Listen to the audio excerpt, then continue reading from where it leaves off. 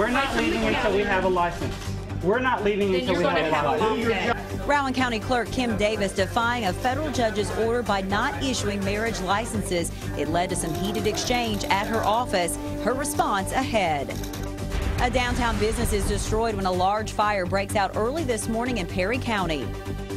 And the community's efforts to save the Old People's Bank meets its fundraising deadline. What's next for the building ahead? Tracking, alerting, protecting. This is WKYT News at 4:30. Good afternoon to you. I'm Amber Philpott. A showdown at the Rowan County Courthouse this morning after Clerk Kim Davis defied a federal judge's court order and refused to issue marriage licenses to same-sex couples. One of those couples ended up facing off against Davis, and things got heated. Our Sam Dick is live in Rowan County and has more on this morning's confrontation. It's our top story at 4:30. Sam? Hello, Amber. It's been a tense and an emotional morning here at the Rowan County Courthouse as a federal judge's deadline passed last night. And once again, County Clerk Kim Davis refused to issue any marriage licenses to anyone inside that courthouse behind me. She said, quote, by God's authority, she was not going to issue marriage licenses to same-sex couples. That's a direct quote. The courthouse was standing room only as she went face to face with same-sex couples. Would you do this to an interracial couple? A man and a woman, no. How many times have you been married, Kim?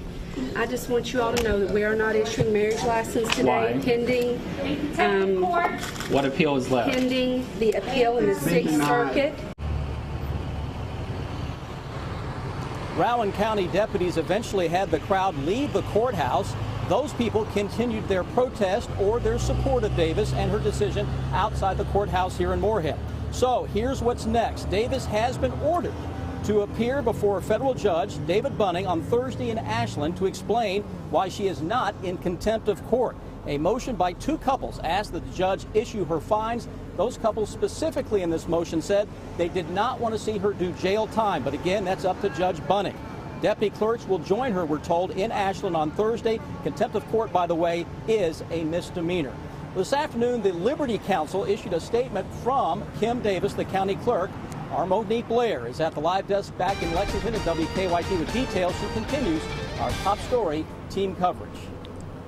Well, Sam, that statement posted on the Liberty Counsel's website from Kim Davis began by saying Davis has worked as the deputy clerk in Rowan County for 27 years, prior to being elected as the clerk in late 2014 and then sworn in earlier this year. Davis says she has never lived anywhere other than Rowan County.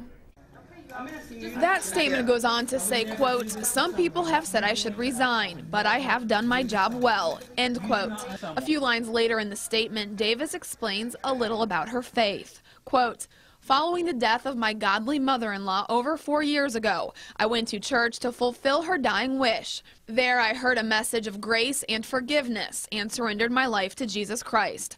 I am not perfect. No one is. But I am forgiven and I love my Lord and must be obedient to him and to the word of God, end quote. Davis's statement continues to say, quote, to issue a marriage license which conflicts with God's definition of marriage, with my name affixed to the certificate, would violate my conscience. It is not a light issue for me. It is a heaven or hell decision, end quote. Now, Davis's statement ends by saying, quote, I have received death threats from people who do not know me. I harbor nothing against them. I was elected by the people to serve as the county clerk. I intend to continue to serve the people of Rowan County, but I cannot violate my conscience, end quote. At the live desk, Monique Blair, WKYT. Our live team coverage here in Moorhead continues. Monique, thank you for that report. Continues with Miranda Combs. Miranda, you came to Moorhead with your videographer, Barton Bill, to find out more about Kim Davis beyond the fact that she's a longtime county clerk here in Rowan County. Right, Sam, and naturally we wanted to know more about her faith, so it didn't take long for people around here to tell us that she's actually a member of a church in Farmers, which, as you know, isn't far down the road. So we headed down there. The congregation there, the ones that were present at the time, didn't want to talk, got the pastor on the phone. He didn't want to make a comment to us. He's very worried about their safety. As you know, in Kim Kim Davis's statement earlier today, she said that she has had death threats, and that's obviously a concern for that church now as well. So he actually has some concern for the church, given what's happened here. Absolutely, but didn't want to comment.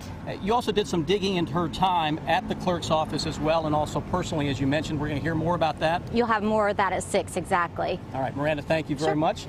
Amber, we're going to throw it back to you. I want to point out that David Bunning, the federal judge in Ashland, who will have the hearing with Kim Davis and her deputy clerks on Thursday, is the same judge who 2 weeks ago ordered her to give marriage licenses to same-sex couples, and she has refused. So a big story happening on Thursday. We should have a major development as that plays out. Amber, back to you. All right, Sam, thank you so much. This story is certainly far from over. Well, dozens of families are out of their homes today after an early morning fire at an eastern Kentucky landmark. Take a look. This is eyewitness video from the scene. The fire broke out about 5 this morning at the Peking Chinese restaurant on Main Street in Hazard. The building also had apartments above it. Matt Rand is in Perry County with the details. Well, the scene has calmed down here substantially. Officials are still, of course, working to make sure everyone who lived here is accounted for. It appears right now that everyone made it out safely. Now, about 50 to 100 people, we're told, were displaced by this fire. Those people are now wondering what to do next. Firefighters quickly evacuated the building and began fighting the flames. Even some people living next door were told they would have to leave their homes. They said smoke damage and stuff, because it would be a couple of days before we get back in. Some people were taken to the hospital to get checked out, but no serious injuries have been reported.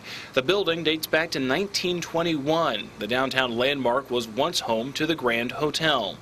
People that's not from here don't know the history of downtown, and this is just gut-wrenching.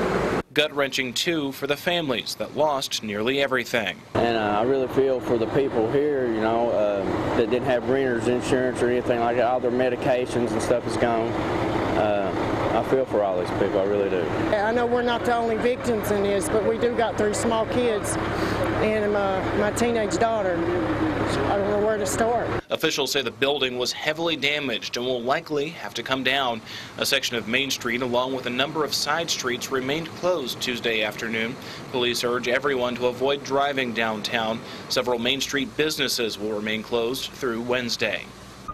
Another consideration, the mayor tells me he is not sure how this fire will impact the upcoming Black Gold Festival, which is set to take place here in downtown Hazard in just a couple of weeks. Reporting in Perry County, Matthew Rand, WKYT.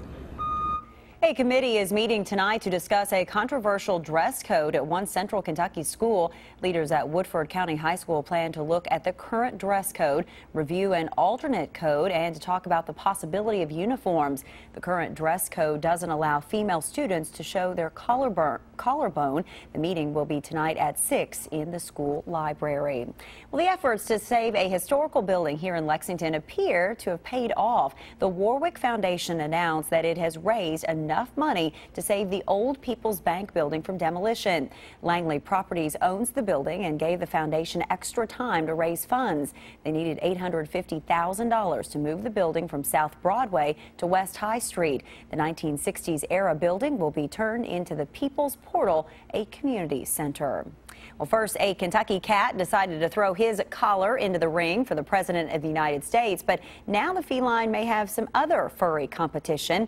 Lucy Liu, the border collie from northern Kentucky, has decided to run for president, and she already has some experience. Lucy Liu is already the mayor of Rabbit Hash, an unincorporated community of about 135 people along the Ohio River. Bobby Kaiser, Lucy's owner and chief executive of staff, says she will announce her ambitions on Saturday. No word yet, though, if Lucy Liu will file as a Democrat, Republican, or a third-party candidate. More than 400,000 reports of missing children in the U.S. last year, but a handful of artists in a unit at the National Center for Missing and Exploited Children are helping law enforcement solve those cases with skills and imaging technology few police agencies have. Kenneth Craig reports. This picture has been haunting people across the Northeast all summer. It's a composite image of an unidentified girl, known only as Baby Doe. Her partially decomposed body was found on the Massachusetts shoreline.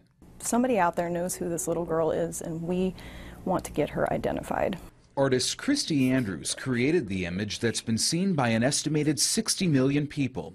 She works for the Forensic Imaging Unit at the National Center for Missing and Exploited Children. It's a valuable resource for law enforcement agencies nationwide. The center has 4 full-time artists working here in this unit creating these images. Each one takes anywhere from 8 hours to an entire week to complete. So we'll start out with... For Baby Doe's picture, Andrews referenced morgue photos and then built the image from scratch. Artists also use victims' family pictures to see what a missing child may look like as an adult. So far, more than 1,300 of the missing have been recovered after age progression photos were made of them. When I pick up a skull, that's the realization is, hey, this is somebody's son, this is somebody's daughter. Instead of clay modeling, Joe Mullins is now using new and faster digital facial reconstruction software that's rarely used by local police. So far, authorities still don't know who Baby Doe is, but these artists know if the right person sees their work, it could solve the mystery. We're never going to give up. We are the ambassadors of hope back here. Kenneth Craig, CBS News, Washington. Since that unit was created 25 years ago, they've created more than 6,000 age progressions for missing children. In addition, a dozen children have been identified by their artists making facial reconstructions. It is all about appearance and taste when it comes to picking the 2015 Breeders' Cup Cupcake. Our Deanne Stevens is out and about at Visit Lex in downtown Lexington to reveal the winner of the Breeders' Cup Cupcake contest. Hi, Deanne.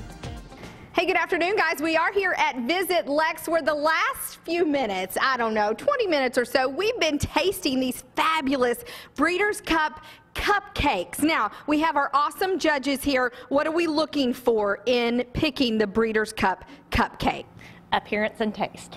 Appearance and taste, because appearance and taste are very important when it comes to a cupcake that's going to be representing such an awesome time as Breeders' Cup is going to be here in Lexington. Craig Favorill is with us, and Craig, you are president of Breeders' Cup. It's not every day that you get to do something as important as picking out the Breeders' Cup cupcake.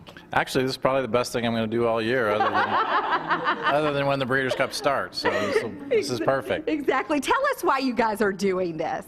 Well, we're doing it to highlight not only the Breeders' Cup, but the culinary experiences and the lifestyle experiences around the Breeders' Cup. And this is just one of many great tastes and sights that you're going to see this year in Keeneland. Where will these cupcakes go? Who gets to have these during Breeders' Cup time? You know, they'll be available for sale on the grounds, and then they'll also be in certain areas where people have paid for their cupcakes to be present in their boxes and other places. So there are going to be plenty of cupcakes all over Keeneland. We had some awesome bakers participating. If you missed them a little bit ago, Donut Days, Confused Confections, Caramandas, you guys all did an awesome job. Amy Kidd, fabulous tasting cupcakes. We had a hard time, but we do have a unanimous decision. I'll let him tell. So, drum roll, everybody. You ready? Drum roll for the 2015 Breeders' Cup Cupcake.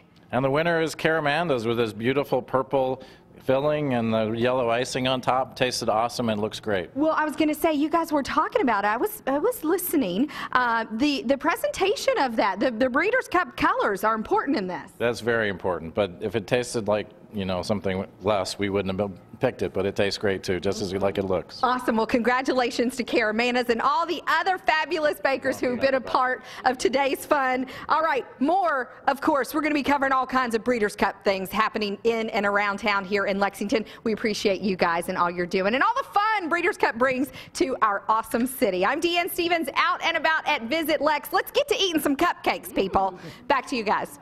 You don't have to tell us twice. All right, Deanne, thank you. It has been nearly 20 years since thousands of people around the country tuned in to the murder trial for O.J. Simpson. To mark the anniversary, 2 cable networks will be releasing 2 new documentaries about the trial on the Lifetime Movie Network. One will focus on new details and footage from the criminal trial. The other, airing on A&E, will focus on the civil suit against Simpson for the wrongful deaths of Nicole Brown Simpson and Ron Goldman. Those documentaries will air September 30th and October 1st, respectively.